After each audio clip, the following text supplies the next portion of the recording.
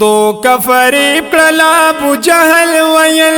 زبا د قست ځان بیمار کما رسول الله بمی تپوس لرزی زبے کوهی تاور گزار کما رسول الله بمی تپوس لرزی زبے کوهی تاور گزار کما دو کفریب کړلا ابو جهل ویل زبا د قست ځان بیمار کما رسول الله بمی تپوس لرزی زبے کوهی تاور گزار کما رسول الله بمی تپوس لرزی زبے کوهی تاور گزار کما یا شیطان لگیا دے پخپل کور دننا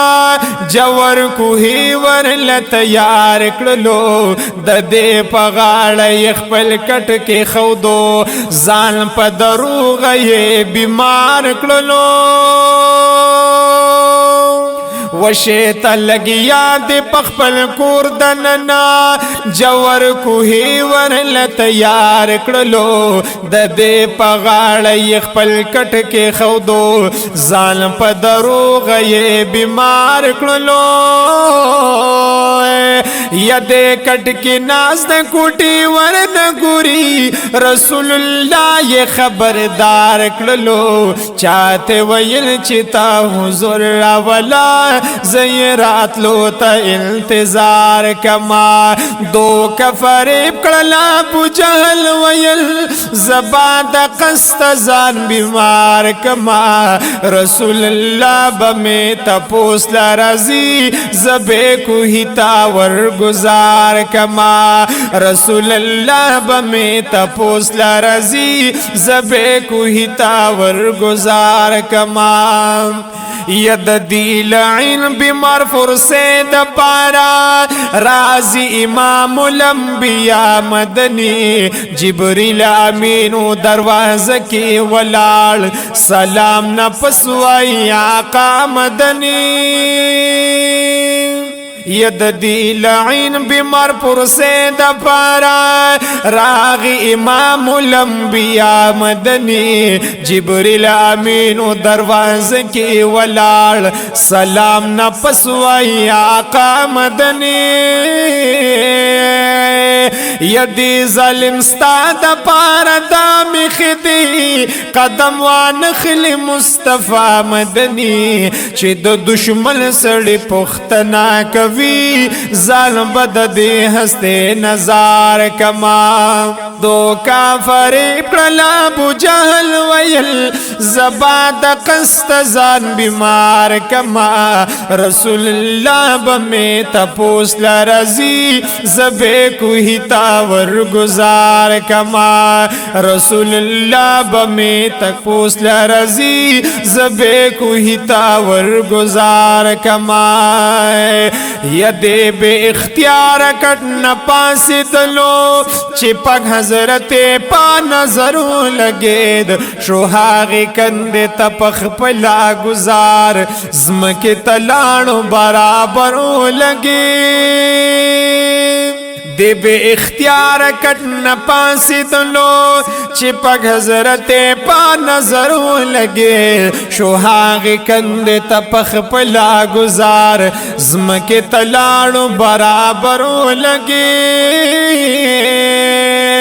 سوک چی دا چا دیوال پکاڑو ولی پوشا چی خپلا بے پسرو لگی داسی رسے نشتا چی ویخت رسی چانک تمام دمکی خار کما دو کفریب کړلا ابو جهل ویل زبا د قست ځان بیمار کما رسول الله بمی تپوس لرزی زبے کوهی تاور گزار کما رسول الله بمی تپوس لرزی زبے کوهی تاور گزار کما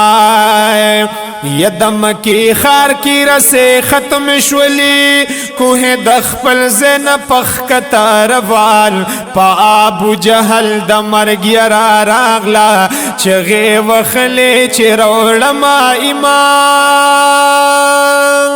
د مکی خار کی رسے ختم شولی کوه د خپل زن پخ کتا روان پا ابو جهل د مرګ را راغلا